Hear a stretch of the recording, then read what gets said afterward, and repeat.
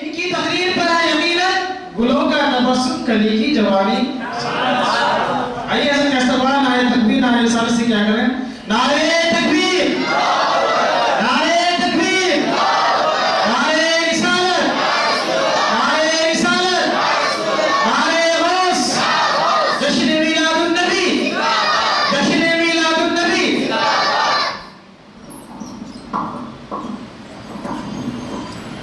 للمتقين والصلاة والسلام على من كان نبيا وآدم بين الماء والطين وعلى آله وأصحابه أولياء أمته أجمعين. أما بعد فأعوذ بالله من الشيطان الرجيم. بسم الله الرحمن الرحيم. يا أيها النبي إنا أرسلناك شاهدا ومبشرا ونذيرا وداعيا إلى الله بإذنه وسراجا منيرا. صدق الله مولانا العظيم وبلغنا رسوله النبي الأمين الكريم ونحن على ذلك لمن الشاهدين والشاكرين والحمد لله رب العالمين.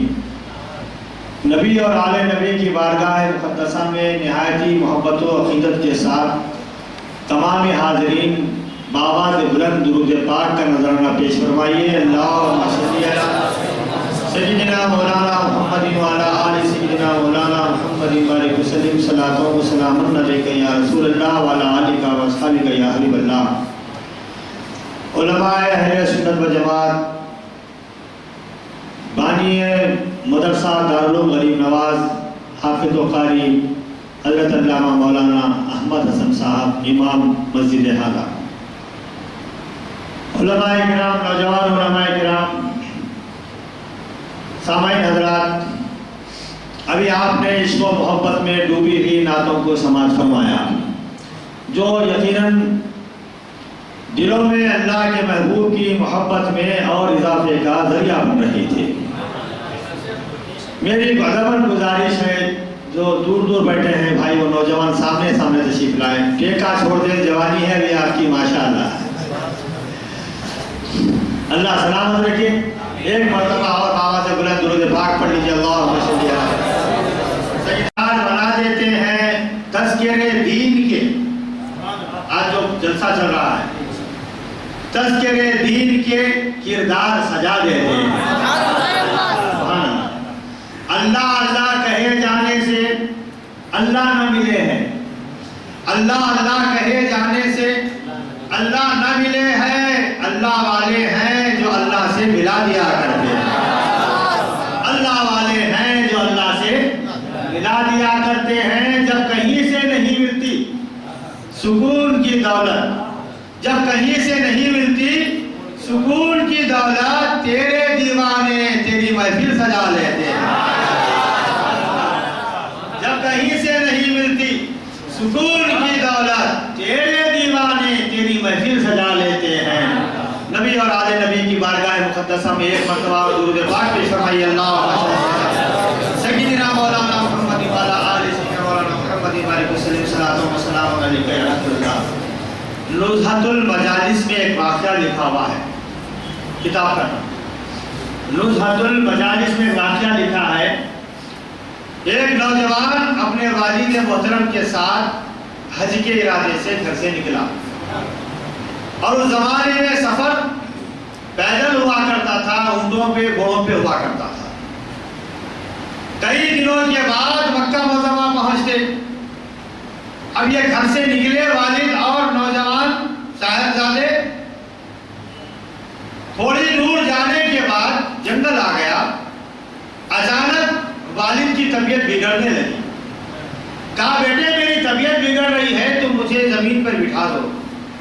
بیٹے نے زمین پر بٹھا دیا. تھوڑی دیر کے بعد کہا بیٹے طبیعت اور خراب ہو رہی ہے، مجھے لٹا دو. بیٹے نے اپنے والد کو لٹا دیا. کہا طبیعت بگڑ رہی ہے، مجھے کچھ اڑا دو. بیٹے نے والد کو اڑا دیا. پھر اس کے بعد بیٹا کیا دیکھتا ہے، باپ اس خاکدان عالم سے روانہ ہو چکا ہے. اور مسئلہ یہ ہے جو حج کے ارادے سے گھر سے نکلتے ہیں، اگرچہ کہ وہ حج نہ کریں، درمیان میں انتقال ہو جائے، اللہ انہیں حاجیوں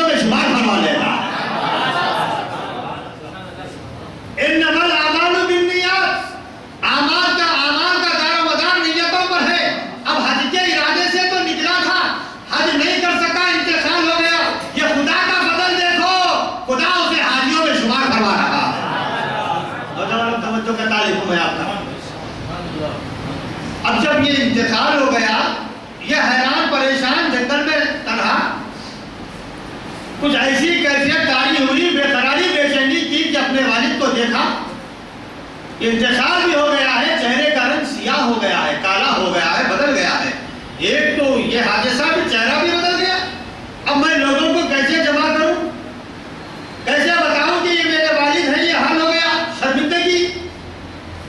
ایسی کیفیت ہے کہ غنود کی بھی ہے اور کچھ نیند بھی ہے اور کچھ بیداری بھی ہے، غم کا ماحول ہے، ایسے بیٹھا ہوا ہے۔ اب قسمت کا ستارہ چمکا، دور سے دھول اڑتی ہوئی نظر آئی، کوئی گھوڑے پر بیٹھ کر تشریف لا رہے ہیں۔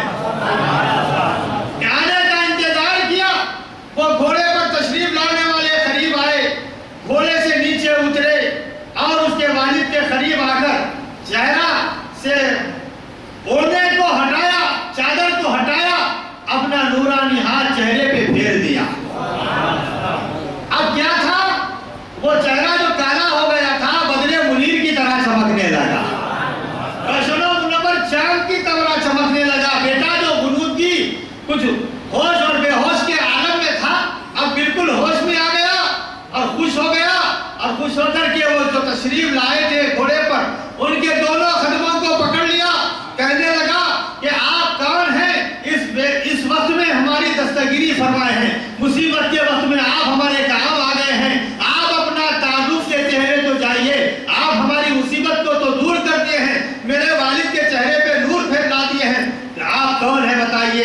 تو آنے والی نورانی شخصیت نے کہا، تو مجھے نہیں جانتا، میں تیرا نبی محمد الرسول اللہ۔ کتاب کا حوالہ ذہن میں رکھیں آپ لوگ، نزہۃ المجالس میں لکھا، میں تیرا نبی محمد الرسول اللہ صلی اللہ علیہ وسلم۔ پوچھا سرکار آپ کا وصال ہوا، زمانہ ہو گیا، آپ مدینہ منورہ کی سرزمین پہ آرام فرما رہے ہیں، پھر آپ کو کیسے خبر ہو گئی، کیسے معلوم ہو گیا، یہ علم غیب کیسے حاصل ہو گیا؟ حضرت نے علم غیب کی تو بیان فرمایا، یہ علم غیب کیسے معلوم ہو گیا؟ آپ مدینے میں، میرا سفر جنگل میں ہے ابھی۔ سرکار نے فرمایا ہر روز ملک الموت میری بارگاہ میں آتے ہیں اور مجھے سلام عرض کرتے ہیں، میں پوچھتا ہوں میری امت کا کیا حال ہے، تو وہ میری امت کا مجھے حال بتاتے ہیں۔ آج میں تیرے والد کے بارے میں دریافت کر رہا تھا، میرا ایک امتی ہے جو روزانہ مجھ پر 100 مرتبہ درود بھیجا کرتا ہے، میرا چاہنے والا ہے، 100 مرتبہ مجھ پر درود بھیجتا ہے، آج اس کا درود مجھ تک نہیں پہنچا، کیا ملک الموت تو نے ان کی روح قبض کر لی ہے؟ سرکار میں نے اس کی روح قبض کر لی ہے، تو مجھے معلوم ہو گیا کہ تیرے والد کا انتقال ہو گیا۔ ملک الموت نے مجھے خبر دے دی، میں نے پوچھا اس کا کیا حال ہے، کہا کہ اس کا چہرہ سیاہ ہو گیا ہے، کالا ہو گیا ہے، رنگ بدل گیا ہے، گناہوں کے سبب سے اس کا ایسا چہرہ ہو گیا۔ میں اپنی قبر شریف سے نکلا، اللہ نے مجھے بااختیار نبی بنایا ہے، اللہ نے مجھے اختیار عطا فرمایا ہے، چاہوں تو اپنی قبر اندر میں رہوں، چاہوں تو عرش مولا میں رہوں، چاہوں تو میرے امتی کی دستگیری کے لیے جنگل میں پہنچ جاؤں۔ مسلمانوں، ہم اس نبی کے ماننے والے ہیں جس نبی کو اللہ نے اختیارات عطا فرمائے ہیں۔ میں آیا اور تیرے باپ کے چہرے پہ ہاتھ پھیر دیا، اب آپ دیکھیں وہ ہاتھ مبارک، وہ نبوت والے ہاتھ کا اثر یہ ہے کہ کالا چہرہ اصلی حالت میں آ گیا، اور لکھا ہے کہ اصلی حالت میں آنے کے باوجود دستے نبی لگنے کی وجہ سے اس کا چہرہ 14ویں رات کے چاند سے زیادہ روشن و منور ہو گیا۔ سبحان اللہ۔ مسلمانوں سوچو، ہاتھ لگ جائے تو یہ عالم ہو جائے، ہاتھ لگ جائے تو یہ عالم ہو جائے، اور زبان رسالت سے اگر وہ کہہ دے مولا اسے حیات جاویدانی عطا فرما دے، اللہ ان کی بات کی لاج میں رکھ لیتا ہے۔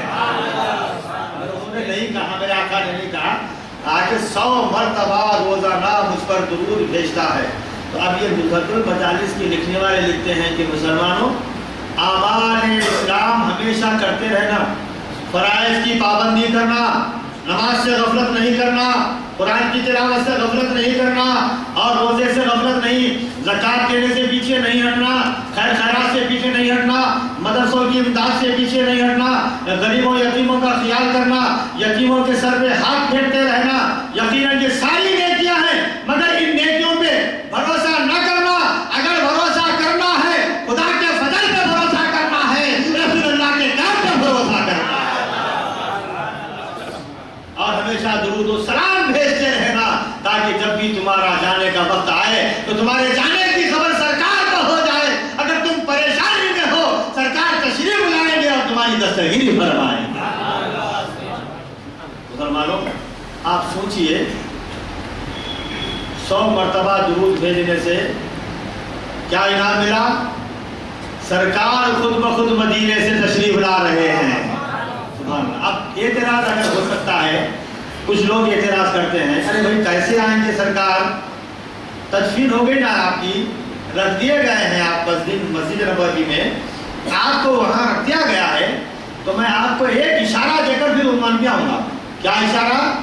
آپ سب سنتے رہتے ہیں، شب معراج جب سرکار دو عالم صلی اللہ علیہ وسلم براق پر بیٹھ کر تشریف فرما ہو کر جا رہے تھے، راستے میں ایک نورانی گنبد نظر آیا۔ پوچھا جبرائیل یہ کس کا گنبد ہے؟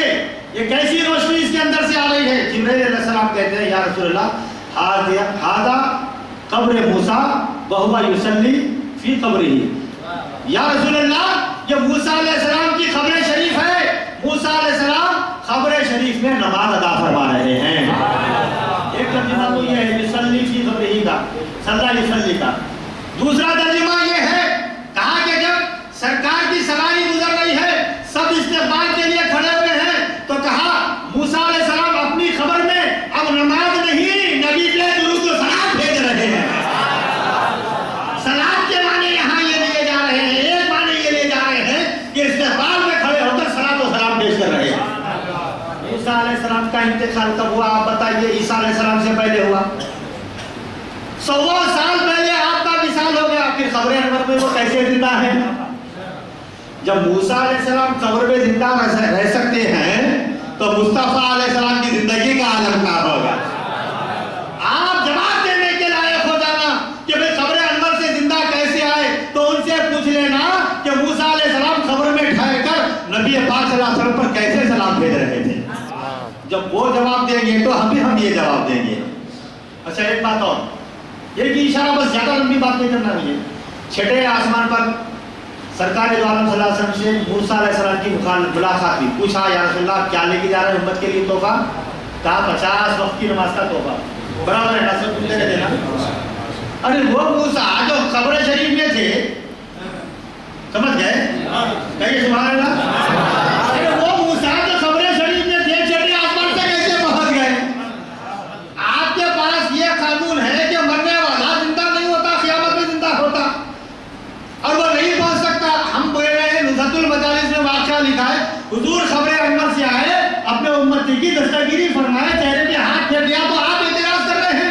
اور یہاں بھی کیوں اعتراض نہیں کر رہے ہیں کہ موسیٰ علیہ السلام قبر میں بھی زندہ ہے، مسجد اقصیٰ میں بھی نماز پڑھ رہے ہیں، چھٹے آسمان میں بھی تشریف لائے ہوئے ہیں، تین جگہ آ رہے ہیں، کوئی اعتراض نہیں۔ ارے اللہ موسیٰ علیہ السلام کو آنے کا اختیار عطا فرمایا ہے، تو مصطفیٰ علیہ السلام کو آنے کا اختیار عطا فرمایا۔ آپ موسیٰ علیہ السلام کے ماننے والے ہیں یا سرکار دو عالم کے ماننے والے ہیں؟ دیکھیے آپ نبی ہونے کے اعتبار سے موسیٰ علیہ السلام کو مانیں گے بھائی، مگر اب ہمارے نبی کا زمانہ چل رہا ہے، قیامت تک ہمارے نبی کا زمانہ چلے گا۔ سرکار کے سامنے سیدنا ابوبکر صدیق رضی اللہ تعالیٰ عنہ اور فاروق اعظم دونوں ہیں۔ فاروق اعظم رضی اللہ تعالیٰ عنہ توریت پڑھ رہے ہیں، توریت موسیٰ علیہ السلام پہ نازل ہوئی۔ سرکار ناراض ہو گئے، چہرے کا رنگ بدل گیا۔ صدیق اکبر نے حضور کے چہرے انور کو دیکھا، ناراض ہے۔ فاروق اعظم سے ارشاد فرمایا، ہے فاروق تم پہ تمہاری ماں روئے، تم ہلاک ہو جاؤ۔ فاروق اعظم حیرانی سے تھے کہ میں کیوں ہلاک ہو جاؤں؟ پوچھا ابوبکر صدیق کیوں ہلاک ہو جاؤں؟ فرمایا دیکھتے نہیں تمہارے توریت پڑھنے سے سرکار ناراض ہو رہے ہیں۔ سرکار کے چہرے انور کو دیکھا، کتاب بند کر دیا، اور سرکار نے ارشاد فرمایا، اے عمر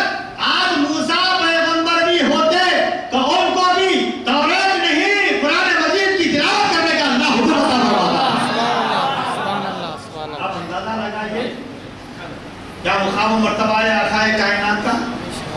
وہاں پہنچے اور نمازوں کی تخفیف کروائے، کمی کروائے نا، 5 ہو گئی۔ ہم تو وسیلے والے ہیں، حضرت موسیٰ علیہ السلام کا شکریہ ادا کرتے ہیں، آپ کے وسیلے سے اللہ نے ہمیں 5 نمازیں دے دیا ہے۔ اب جو وسیلے کے قائل نہیں ہے ان سے کہیں گے 50 وقت کی نماز پڑھا کرو آپ۔ سرکار سے ملاقات ہوئی اور وہاں سے سرکار سے ملاقات کے بعد تحفہ لے کر جب سرکار آئے تو آپ مان گئے، جتنے بدعقیدہ ہیں سب کہتے ہیں یقیناً موسیٰ علیہ السلام سے ملاقات ہوئی اور نمازیں کم ہو گئی۔ تو معلوم کیا ہوا، حضرت موسیٰ علیہ السلام کو اللہ نے طاقت عطا فرمایا، قبر میں بھی زندہ ہے، مسجد اقصی میں بھی زندہ ہے، پیچھے نماز پڑھ رہے ہیں، چھٹے آسمان میں بھی پہنچ گئے ہیں۔ حضرت موسیٰ علیہ السلام جب اتنا سفر کر سکتے ہیں اللہ کی اجازت سے، تو کیا میرے آقا مدینہ منورہ سے اپنے امتی کے لیے جنگل میں نہیں آ سکتے ہیں؟ جواب مل رہا ہے نا آپ کو؟ سبحان اللہ۔ حضرات گرامی، اسی لیے میں تو کہتا ہوں ہر دم، ہر وقت، ہر گھڑی پڑھتے رہو درود مکرم، جانے کس دم ٹوٹ جائے زندگی کا بھروسہ نہیں ہے۔ کوئی عمل کام آئے یا نہ آئے، درود و سلام ضرور کام آنے والا ہے۔ کوئی عمل کام آئے یا نہ آئے، درود و سلام کام آنے والا ہے، اس واسطے کہ درود بھیجنے میں رب العالمین خود ہمارے ساتھ شامل ہو گیا ہے۔ ایک بات اور توجہ، حج کا تعلق عبادت سے، اللہ کا حکم ہے، خیر خیرات زکات وغیرہ سب عبادت سے تعلق ہے۔ اللہ کسی کی عبادت نہیں کرتا، وہ اللہ ہے، اپنی مخلوق کو اپنی عبادت کا حکم دیتا ہے۔ اللہ ہم کو عبادت کا حکم دیا، نماز پڑھے عبادت ہوئی، روزہ رکھا عبادت ہوئی، زکات دیا عبادت ہوئی، حج ہوا عبادت ہوئی، جشن میلاد منایا عبادت ہو رہی ہے، ذکر مصطفیٰ کرو کر رہے ہیں عبادت ہو رہی ہے۔ تو وہ خدا عبادت نہیں کرتا، ہاں البتہ اپنے نبی سے محبت کرتا ہے، اپنے نبی سے محبت کرتا ہے۔ تو درود کے بھیجنے کا تعلق محبت سے ہے، تبھی تو اللہ درود بھیجنے میں ہم امتیوں کے ساتھ شامل ہو گیا ہے۔ ایک بات بتاؤں اور میں آپ کو، اللہ نے کہا درود بھیجو نبی پر، ان اللہ و ملائکتہ کی آیت، ہم کیا بولتے؟ اللہم صلی علی سیدنا محمد وعلی آل سیدنا محمد وعلیہ وسلم صلاۃ و سلام علیکہ یا رسول اللہ۔ یہ پڑھتے نہیں پڑھتے؟ ان اللہ و ملائکتہ کی جواب میں کیا ترجمہ ہے؟ اللہم صلی علی سیدنا محمد وعلی آل سیدنا محمد، اے اللہ تو درود و سلام بھیج ہمارے نبی پر۔ یہ اس کا ترجمہ ہے، ہم تو پڑھتے ہیں اللہم صلی علی، برابر ہے، درود پڑھو، کیا پڑھتے ہیں آپ؟ اللہم، کیا معنی کیا ہے اس کے؟ اے اللہ، اے ہمارے پروردگار، تو ہمارے نبی پر درود و سلام بھیج۔ مگر اللہ نے آپ کو کہا تھا نا اے ایمان والو درود و سلام بھیجو، آپ کو بولا تھا نا یا ایھا الذین آمنوا صلو علیہ وسلم، اے ایمان والو درود و سلام بھیجو۔ آپ درود و سلام بھیجنے کے لیے جو الفاظ استعمال کر رہے ہیں اس کا ترجمہ یہ ہے اے اللہ تو درود و سلام بھیج، پلٹ کے اللہ سے ہی بول رہے ہیں۔ کیا مطلب ہے؟ اب مفسرین محدثین کہتے ہیں اے اللہ تو نے ہمیں درود و سلام بھیجنے کا حکم دیا، تیرے نبی پر جیسا کہ حق ہے درود و سلام بھیجنے کا ہم نہیں بھیج سکتے، ہم تجھ سے دعا کرتے ہیں اے اللہ تو ہماری طرف سے تیرے نبی پر جیسا کہ ان کا حق ہے درود بھی بھیجتا رہے، سلام بھی بھیجتا رہے۔ ہم تو نہیں بھیج سکتے، ہم کو کیا معلوم کیسا بھیجنا چاہیے، اے اللہ ہماری طرف سے تو بھیج دے۔ تو پتا کیا چلا کہ ہم اللہ سے جب گزارش کرتے ہیں اللہ ہماری طرف سے ہمارے نبی پر درود و سلام بھیجتا ہے، ادھر سے پلٹ کر سرکار وعلیکم السلام یا امتی ارشاد فرما دیتے ہیں۔ اجابت کا صحرا نیابت کا جوڑا، اجابت کا صحرا نیابت کا جوڑا، دلہن بن کے نکلی دعائے مصطفیٰ صلی اللہ علیہ وسلم۔ سرکار فرمائیں گے اے میرے امتی اللہ تجھے سلامت رکھے، ہے نا؟ وعلیکم السلام یا امتی کا کیا مطلب ہے؟ اے امتی تجھے اللہ سلامت رکھے۔ اب نبی کی دعا امتی کے حق میں یقیناً قبول ہوتی ہے، تبھی تو کہا اجابت کا صحرا نیابت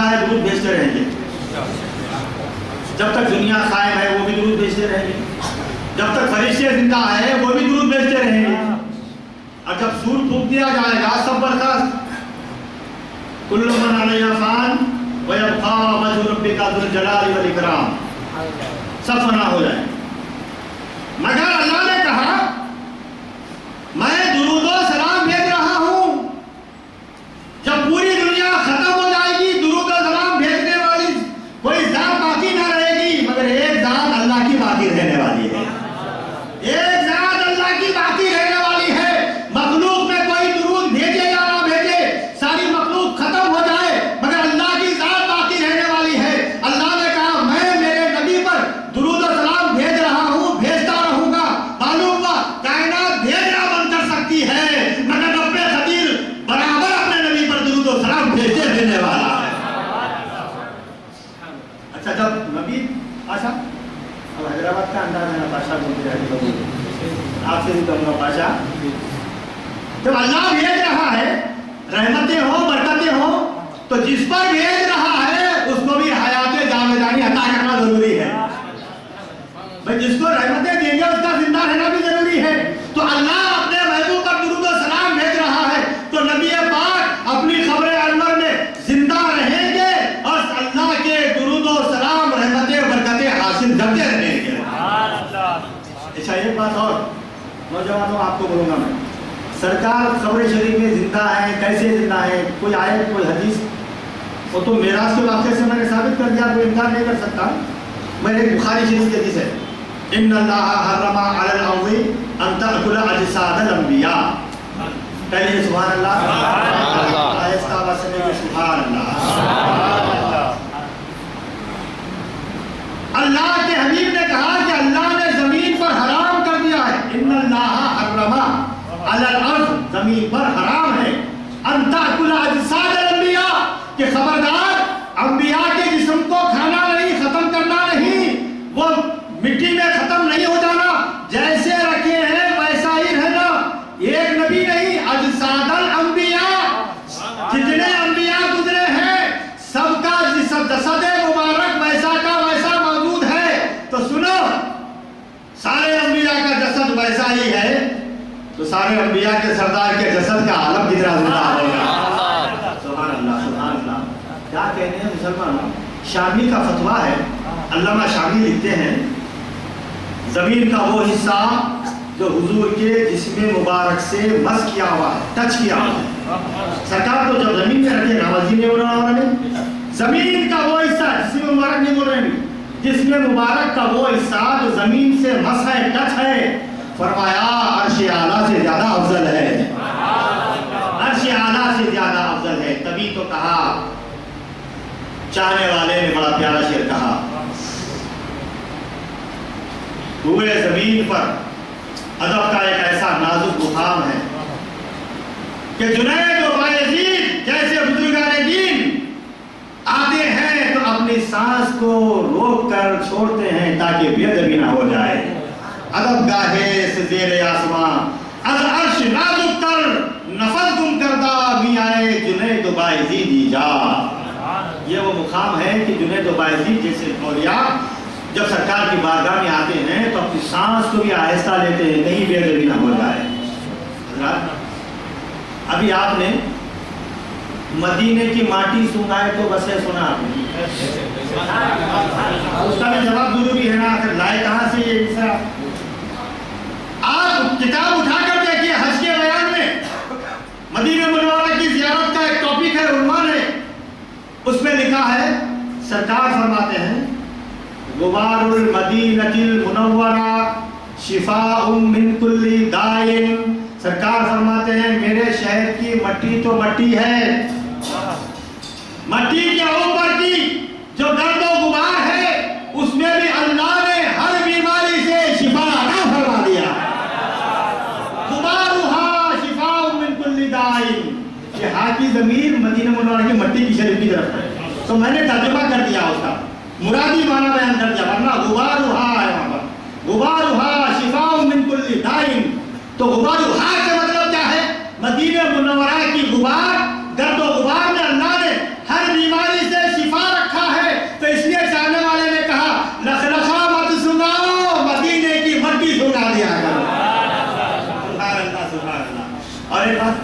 اسی پر توجہ کا طالب ہوں. سرکار نے فرمایا جب میرے شہر آؤ اگر یہاں ہوا چلے تیز ہوا چلے تو سنو منہ پر ناک پر کپڑا نہ رکھنا, گرد و غبار کے داخل ہونے کے خوف سے منہ پر ناک پر کپڑا نہ رکھنا بلکہ ہٹا دینا, رکھا بھی ہے تو گرد و غبار کو ناک کے ذریعے, کان کے ذریعے, منہ کے ذریعے جسم کے اندر داخل ہو جانے دو. اللہ نے میرے شہر کی گرد و غبار میں ہوا میں شفا ہی شفا رکھ دیا. اب کیوں نہیں چاہتے بھائی ہم لوگ بولتے ہیں ان کو تو کام ہی نہیں ہے, سرکار کی تعریف کرتے کرتے وہاں کی مٹی کی تعریف شروع کر دی ہے. ہم کیا کریں بھائی, حدیثوں میں موجود ہے نا. آپ اپنے آپ کو اہل حدیث بولتے ہیں, حدیث کو مانتے بھی نہیں آپ. ارے عجیب ہے آپ اہل حدیث بول رہے ہیں, آپ حدیث کو مانو پھر یہ کیا بات ہوئی. تو آج یہ کرنا ہے کہ آج کا یہ جو جلسہ منعقد کیا گیا ہے یہ سرکار کی آمد کے لیے منعقد کیا گیا ہے, آمد رسول کے لیے منعقد کیا گیا ہے.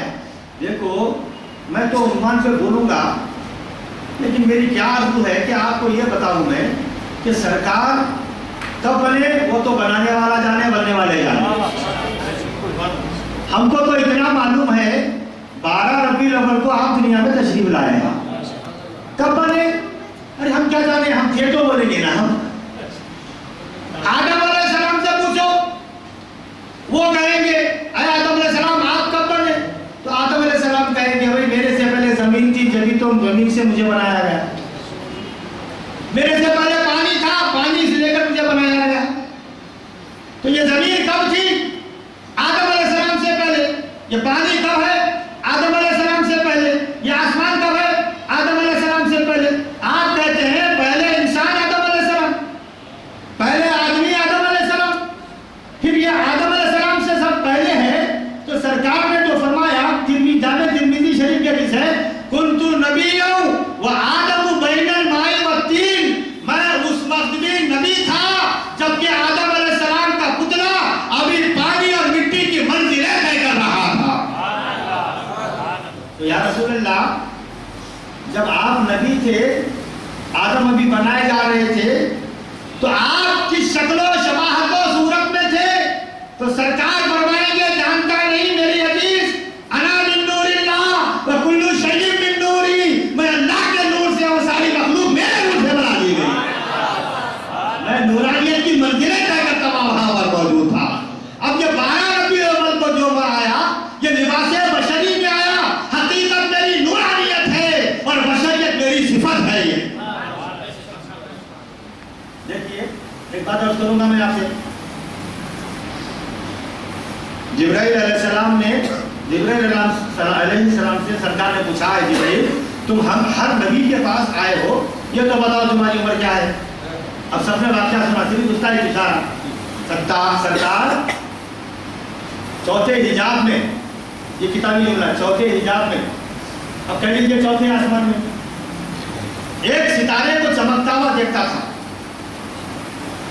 70,000 سال میں ایک مرتبہ نکلتا تھا, 72,000 سال میں نے اس ستارے کو دیکھا. اے جبرائیل اتنی مرتبہ دیکھنے کے بعد پریشان ہو گیا, کہا سرکار ضرور پریشان ہوگا. اب اختصار کے ساتھ سرکار نے امامہ شریف جو سر مبارک سے ہٹایا وہ ستارہ سرکار کی پیشانی میں چمکتا ہوا نظر آیا. جبرائیل دیکھو تو صحیح یہ ستارہ وہی تو ہے. کہا سرکار یہ وہی ستارہ ہے. تو کہا ہاں ہم ہی ستارہ نور بن کر چوتھے آسمان پر چمک رہے تھے. اب بتاؤ تمہاری عمر بڑی ہے یا ہماری عمر بڑی ہے. مگر سرکار بھی کہ 70,000 سال میں ایک مرتبہ کیوں دکھتا تھا مجھے. آپ وہ ستارہ اگر ہے تو 70,000 سال میں ایک مرتبہ مجھے نظر کیوں آتا. جبرائیل جانتے نہیں ہو ہم اللہ کی عبادت میں کھڑے ہوئے تھے, ہم اللہ کی عبادت میں کھڑے ہوئے تھے, رکوع کیے, سجدہ کیے. 70,000 سال کا عرصہ گزر گیا, ایک سجدہ ہم نے رب قدیر کی بارگاہ میں کیا. 70,000 سال کے عرصے تک سبحان ربی الاعلیٰ کہتے رہے. جب سجدے سے ہم نے سر اٹھایا تو تم نے ہمیں وہاں دیکھ لیا ہے. معلوم ہوا کیسی عبادت سرکار نے فرمائی ہے. اب آپ بتائیے کہ جب آدم بھی نہیں تھے تو آدم میں جو دم آیا وہ تو موجود تھے وہاں پر. سبحان اللہ. آج لوگ بولتے 40 سال کے بعد نبی بنے. کہاں کی پڑھائی ہے یہ؟ کہاں کی پڑھائی ہے بھائی؟ ہمارے نبی دنیا میں آنے سے پہلے نبی ہیں. چلیے سبحان اللہ. دنیا میں آنے کے بعد میں بھی نبی ہیں. دنیا سے پردہ فرمانے کے بعد بھی نبی ہیں. قیامت میں بھی نبی ہیں. جنت میں بھی نبی رہنے والے. مصلی امامت سے سرکار نے سلامی کب پھیرا ہے؟ آج کے ہمارے مہمان عالم دین تشریف لائے ہیں. میں ان کا استقبال نعرہ تکبیر سے کرتا ہوں. اللہ جانے اور بننے والے جانے، بنانے والا جانے، بننے والے جانے. ہم جو یہ آمد مصطفیٰ کی خوشی منا رہے ہیں، یہ تو 12 ربیع الاول کی خوشی ہے. یہ اس خاکدان عالم میں آقائے کائنات ماہ ربیع الاول، ماہ ربیع النور کی 12 تاریخ کو تشریف لائے. اور اللہ نے آپ کے دنیا کی 63 سالہ زندگی کو ایسے پھرایا کہ جب آپ کا وصال کا دن آیا، مہینہ آیا، تو ربیع الاول کا مہینہ 12 تاریخ آ گئی. اب بداخیرہ یہ کہتے ہیں کہ بھئی یوم وفات کیوں نہیں مناتے، یوم میلاد مناتے ہیں. دونوں تاریخیں ایک ہی ہیں، مہینہ ایک ہی ہے. تو یوم وفات اس لیے نہیں مناتے کہ حضور کی وفات 1 ساعت کے لیے تھی. حضور کی وفات 1 ساعت کے لیے تھی، پھر اللہ نے ان کی موت کو موت عطا فرما دیا ہے. ہمیشہ کی زندگی اللہ نے آپ کو عطا فرما دیا ہے. آپ کو اختیار تھا، چاہتے تو قیامت تک رہتے تھے. مرضی محبوب پر چھوڑ دیا گیا تھا.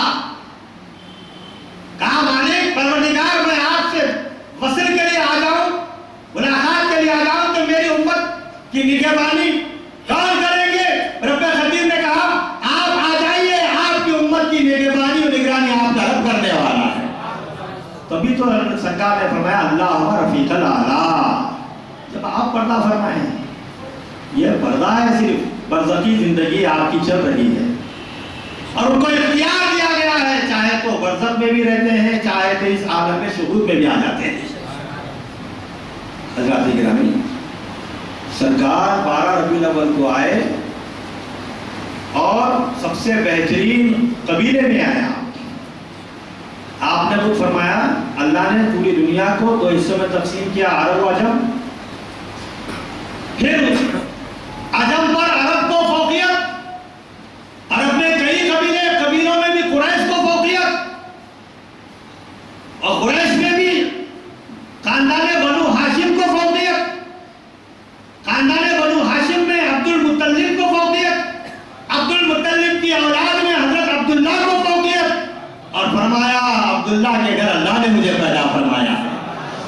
علاقے کے اعتبار سے اعلیٰ ہوں، قبیلے کے اعتبار سے اعلیٰ ہوں، نسب کے اعتبار سے اعلیٰ ہوں، اولاد ہونے کے اعتبار سے بھی اعلیٰ ہوں.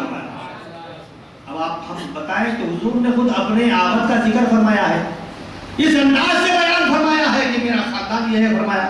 اب اگر ہم آپ کی میلاد پاک کا ذکر کرتے ہیں، جشن مناتے ہیں، خوشی کرتے ہیں، تو کوئی نیا کام نہیں، وہ بات کو دہرا رہے ہیں، وہ عمل کو دہرا رہے ہیں جو مصطفیٰ جان رحمت نے آج سے 1400 سال پہلے کیا ہے. اب اگر کوئی اعتراض کرے تو ہم ایک ہی جواب دیں گے کہ جشن عید میلاد النبی کے منکروں سے کہہ دو، جشن عید میلاد النبی کے منکروں سے کہہ دو مصطفیٰ نے وہاں منایا تھا، ہم یہاں منا رہے ہیں.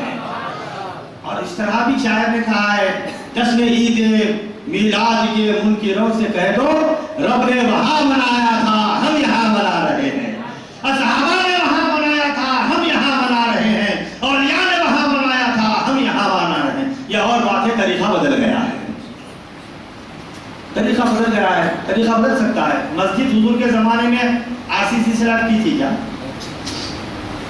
نہیں بنانا بھائی، بدعت ہے. کوئی دارالعلوم تھا سرکار کے زمانے میں؟ پھر یہ کیا بات ہے؟ ختم بخاری، افتتاح بخاری، اس کا بھی معاملہ تھا؟ نہیں تھا. قرآن مجید میں اعراب لگے ہوئے تھے؟ نہیں تھے. جیسی جیسی ضرورت پڑتی گئی ویسے ویسے اس کو استعمال کیا گیا تاکہ دین دین پھیلتا رہے، پھولتا رہے، تو حالات بدل گئے۔ آج جشن عید میلاد النبی مسجدوں میں، میدانوں میں، نکڑوں پر، گلیوں میں، گھروں میں، ہر جگہ بنانے کی ضرورت ہے، تاکہ دنیا انسانیت کو معلوم ہو جائے کہ عید میلاد النبی ہم اس لیے منا رہے ہیں کہ سرکار صرف مسلمانوں کے لیے رحمت بن کر نہیں بلکہ ہر عالم کے لیے رحمت بن کر تشریف لائے ہیں۔ ہر عالم کے لیے رحمت ہے، ہر قوم کے لیے رحمت ہے، ہر جگہ کے لیے رحمت ہے، سب کے لیے رحمت بن کر آئے ہیں۔ اس لیے ہم یہ بتانے کے لیے عید میلاد النبی کے جلسے مسجدوں میں بھی کرتے ہیں، میدانوں میں کرتے ہیں، خانقاہوں میں کرتے ہیں، گلیوں میں کرتے ہیں، محلوں میں کرتے ہیں، سڑک پر کرتے ہیں، جہاں موقع ملا کرتے ہیں، اور آپ کی صورت مبارکہ اور سیرت مبارکہ کا ذکر سناتے ہیں۔ اس میں نئی بات کیا ہو رہی ہے؟ آپ بتائیے نئی بات کیا ہو رہی ہے؟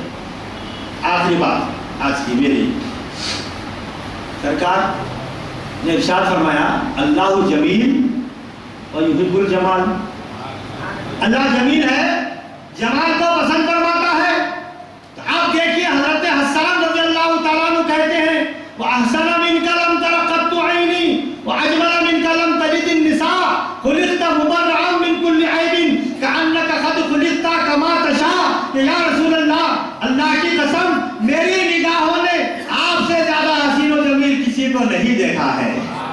اللہ ایسا جمیل ہے کہ اپنے محبوب کو بھی سب سے زیادہ جمال عطا فرمایا ہے۔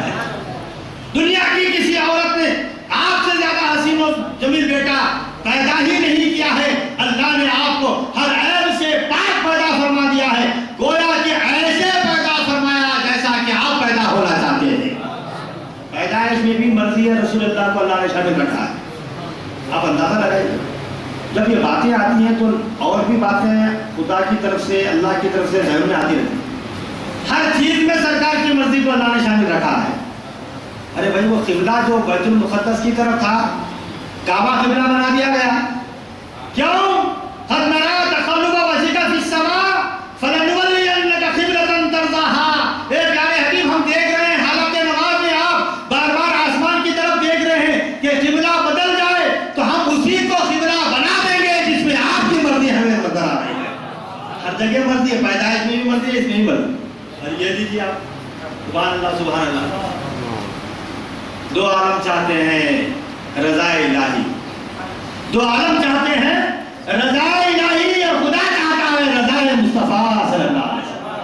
میں کتنی باتیں دلیل دوں آپ کو میں، تو جمیل اللہ ہے اور جمال کو پسند کرتا ہے، تو اس نے اپنے محبوب کو جو بنایا سب سے زیادہ حسن و جمال دے کر پیدا کروایا۔ حسن یوسف دم بیضا ید بیضا، حسن یوسف دم عیسیٰ ید بیضا داری، آج خوبا ہما دارن تو تنہا داری۔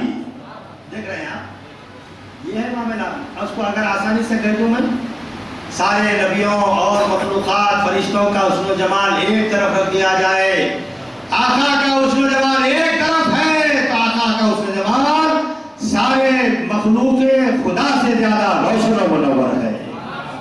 بلکہ میں تو کہوں گا کہ آپ ہی کے حسن و جمال کا اللہ نے اگر صدقہ وہ اتارا دیا ہے تو چاند و سورج اور روشن ستارے بن گئے ہیں۔ ہاں، حضرت جامی رحمۃ اللہ علیہ نے فرمایا روشن سے رویت دو جہاں، اب سے رخت خورشید و ماں، اے نور ذات کبریا رخشاں توئی